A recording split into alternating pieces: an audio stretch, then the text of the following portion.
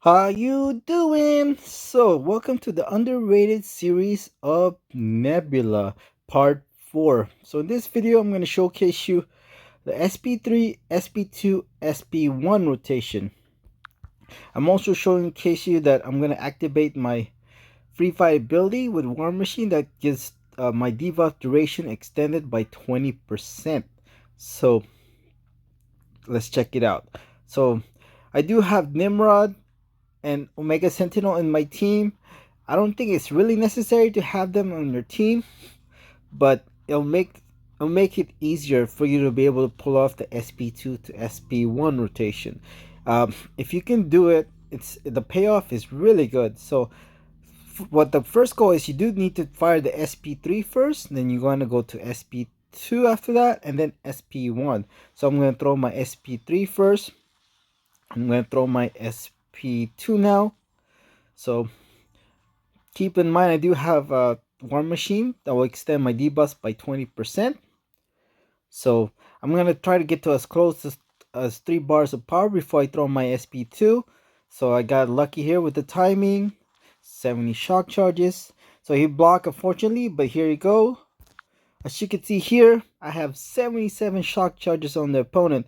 So later I'll show you the text script on the special one, or you could definitely go to Aunt May or on your own game. I'll tell you as well. So 77 shock charges. Keep in mind, I also have the Iron War Machine Synergy free fight ability that gives me an extra 20% debuff duration. So if you multiply that by 1.2, so that's 84 plus 8.4, which is 92.4, right? If my math is correct, 84 plus 8.4 is 92.4 seconds.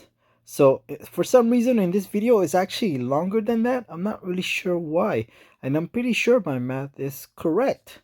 So let's see. 77 seconds. So keep in mind, I didn't know this, but the second hit on the special one, that's the power lock, and that's why you can still see. And then the third hit, that's the power drain. That's why you still, even though I was able to fire my Sp1, he still has more than 2 bars of power. So the last hit, which you're gonna see, will drain part of it. But as you can see, it just fades off. I only have 7 shock charges on the opponent. So if you multiply that by 12%, that's 84, right? 84%. So I only got to drain like a small portion of his power bar of power. But the main thing of this video is to showcase you pretty much the entire fight. He's going to be a power lock. You know, with the Sp3, Sp2, Sp1 rotation, keep in mind I'm only using a 4-star against a Realm of Legends Winter Soldier with over 500k health. Keep that in mind. So in here, I'm not going for time. I'm just really just messing around, taking my time as long as I can. And in the end, the crazy part is he still had about 15% duration left on his power locked. So I try to take my time as much as I can. I could have probably taken my time even longer, but you know, I just ended it. Uh, ended ended it the fight. So as you can see, I'm just going for basic attacks. I'm not even like, you know, firing. I could have thrown Sp2 right here, but I didn't. That would have ended him right there. See here, I could have thrown my Sp3 at sooner, or at any time, and I'm just taking my time. See, now I'm like holding, now going back just to see how long I can maintain that duration on the lock, power lock. So he's power lock as soon as, the entire time he was power lock as soon as I threw my Sp1, which is pretty crazy.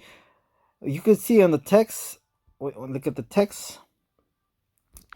Sp1, 100% chance to inflict a power lock debuff lasting 1 second per shock on the opponent. So that's 77 shock charges, that's 77 seconds. Plus I do have an extra 20% with the War Machine Synergy as well.